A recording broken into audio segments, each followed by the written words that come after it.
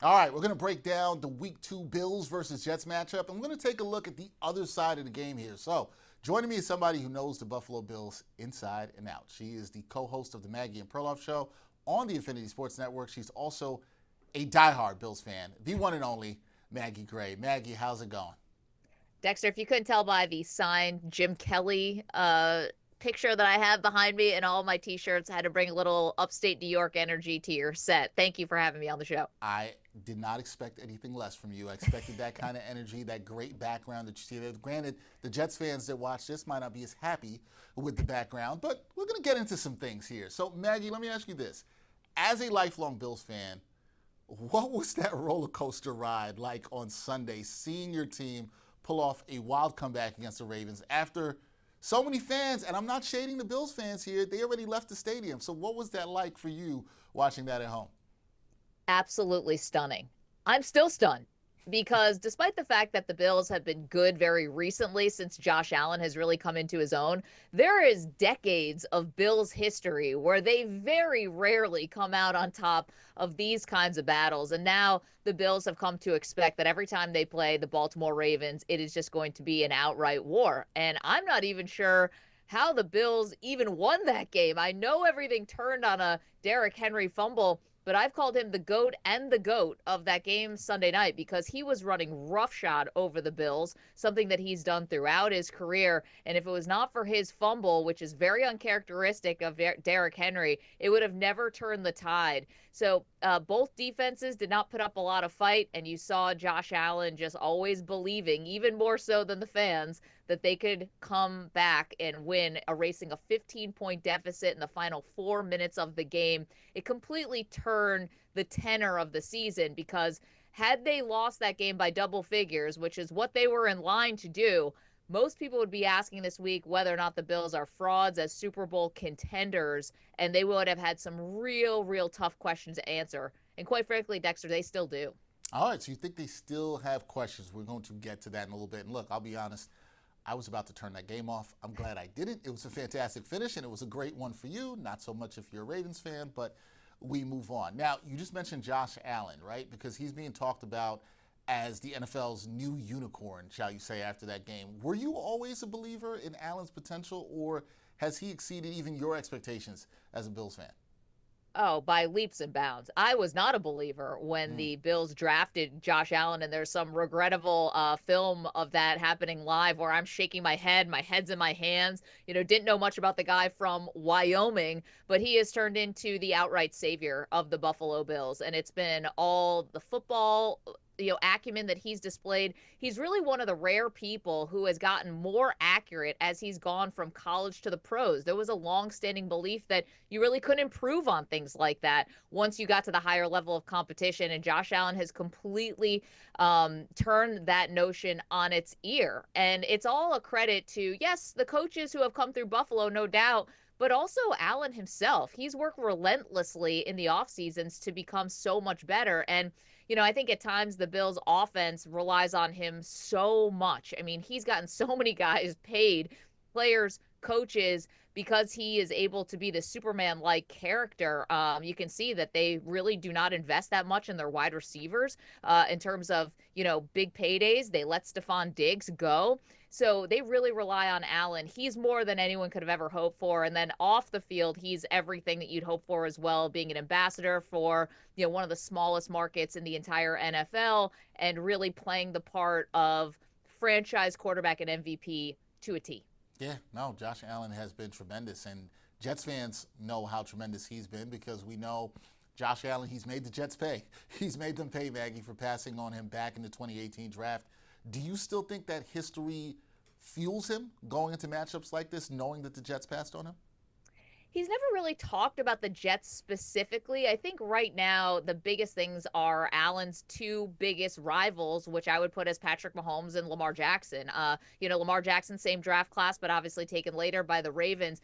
And I think what is always kind of part of NFL history that gets lost sometimes, which is the Bills are the ones who traded with Kansas City to allow them to take Patrick Mahomes in the draft, and the Bills later selected all-pro corner Tre'Davious White. And for as good as Tre'Davious White's career was, not Patrick Mahomes. So there's a little bit of an intertwining more with Kansas City, I believe. But, and I know we're going to talk about this more.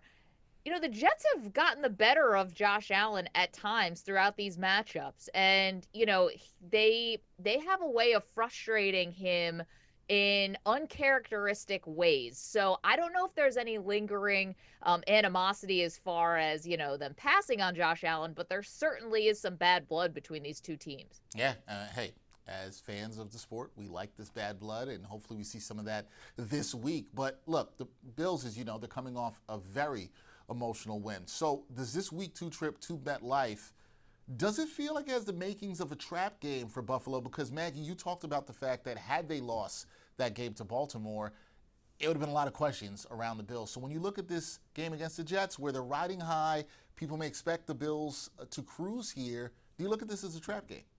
Well, it's going to be really indicative of how focused the Bills are this season because there is a lot to clean up off of that tape. And it's a lot that has to do with the defense. In fact, all on the defense. And if they didn't see that as a wake-up call, then maybe this team is not the Super Bowl contender that we all think they are. There is so many things got exposed by the Baltimore Ravens in Buffalo in week 1. First and foremost, they cannot stop the run. It was painfully obvious. And what do the Jets do really well? The Jets can run the football, and I think the Jets showed us against Pittsburgh that their offensive line is very good. I mean, if you were to bet on any individual unit in week 1 of who could have put on a good display, you would have thought it was you would have thought it was the Pittsburgh Steelers defense. That's death and taxes in the Steelers defense, and they did not look anywhere close to what we expect. I was really impressed by what the Jets did against that defensive line. The offense was able to block for running backs and also for Justin Fields. And so the Bills are about to get another really big test here with their defense on every level. Everyone not named Ed Oliver on defense had a really long day. And I'm curious how the Bills intend to stop the run against the Jets in week 2. So I would think that as thrilling and exhilarating as the comeback was for the Bills against Baltimore, it had to also be a wake-up call of the fact that they have some really major questions on defense. Yeah, no, Baltimore absolutely ran the ball down the throat. And you're right about the Steelers. They did not look good stopping the Jets' run at all whatsoever. But when you look around the AFC, Maggie, you mentioned obviously the rivals for Josh Allen being Baltimore with obviously Lamar Jackson and Kansas City with Patrick Mahomes. But do you see the Jets as a legitimate threat to challenge the Bills for the division crown or even the conference title? That might be a little bit too far there. But are they still a step behind the Bills? Do you look at the Jets as not being there on the Bills level, or are they getting close? They're closer.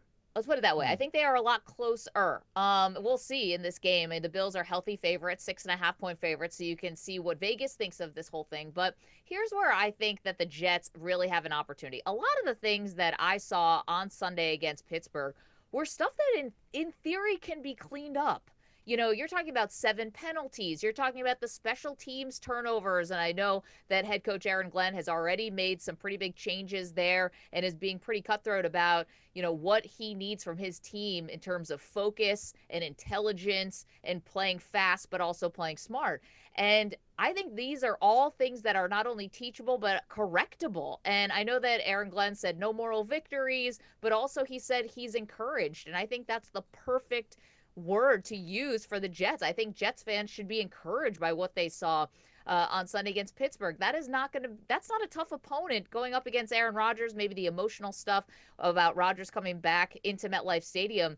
This is another big test, obviously, but the Jets have been good against Josh Allen. 9-4. Josh Allen is 9-4 against the Jets, but have gotten some of those games in MetLife Stadium. And, if they can clean up some of the penalties, if they can clean up the special teams mistakes and not beat themselves, the Jets are absolutely going to be a threat to the Bills in the AFC East. All right, Maggie giving Jets fans some hope. They got a chance. They could be a threat. We will see. And I think one of the reasons, Maggie, that Jets fans feel optimistic coming off of Sunday, or should be, is Justin Fields, because he showed flashes of brilliance in week 1 despite the loss to Pittsburgh. So from the outside looking in, do you believe that he can finally be the long-term answer for the Jets at quarterback? Because we know the Jets have been looking for a quarterback for quite some time. So do you think that he can be the answer there for them?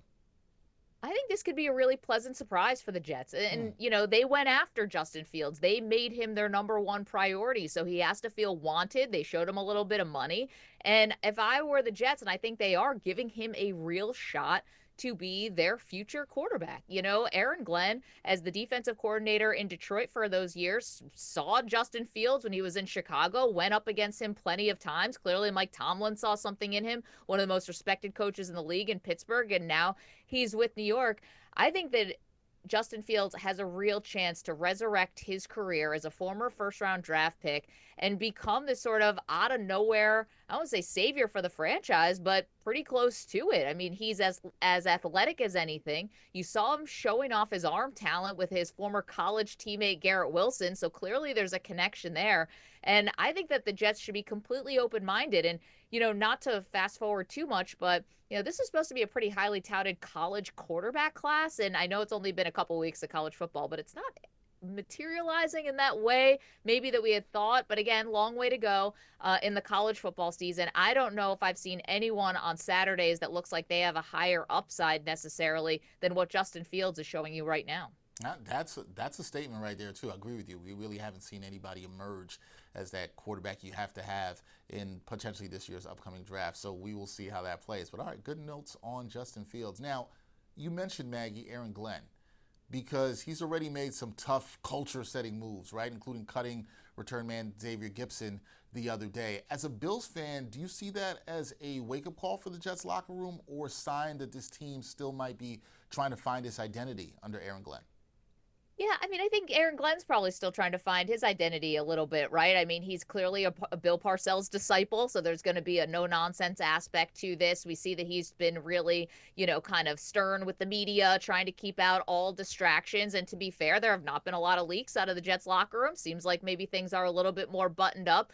But to be honest, I mean, as with all Jets head coaches and everything that has to do with the Jets, you really need to wait and see. It has not been enough time that I could tell you for sure that Aaron Glenn is going to be a slam dunk success here in New York. But so far, it's off to a great start. You can tell by what they did against Pittsburgh, what they want to be, at least on offense. They have some things to clean up on defense as well, especially, everyone outside of Sauce Gardner probably had a rough couple meetings, after watching Aaron Rodgers, throw for 4 touchdowns against them. But I think Aaron Glenn is off to a really good start here. And sometimes cutting a guy who makes a big mistake in a game like what happened in week 1 with Gibson, who, ends up fumbling a kickoff. That doesn't happen very much. Punts, definitely, but kickoffs, that's kind of rare. You know, Either the team is going to respond in a positive way where they realize there's no more messing around, or sometimes it can make guys a little bit tight. Everyone's afraid to make a mistake. Now you're thinking too much. You're not playing freely. But I have to believe that Aaron Glenn understands his locker room and that this is going to be more than just eyewash of, oh, I'm getting rid of a guy who made a major mistake. But everyone else understands that the standard has not been high enough in New York in the past, and that's going to change. Yeah, it's going to be interesting to see how the team responds to that release of Xavier Gipson. Okay, before we get out of here, I got to ask you about some keys. So when you look at Sunday's game, Maggie, what do you see as the single biggest key for the Bills to come out of MetLife and start their season 2-0? Can they stop the run?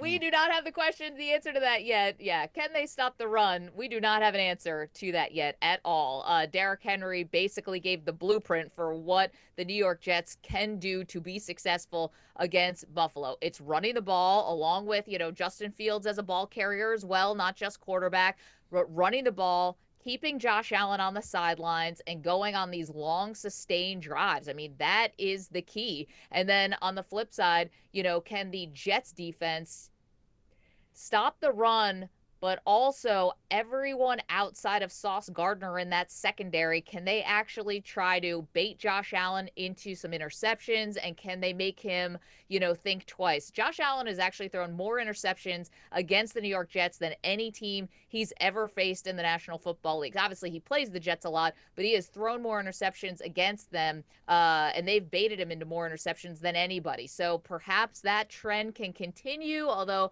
we weren't super encouraged by what we saw with the Jets secondary, again, outside of Sauce Gardner in the opener. But it's going to be a battle of who can stop the run. And right now, both teams don't look like they're very good in that respect. So if the Jets can win the time of possession battle and keep their things going on the ground, I think that could be the the path to success against Buffalo on Sunday. All right, good keys for both teams there. We're going to see what happens. Big AFC East showdown, week 2 at MetLife Stadium, Bills versus Jets.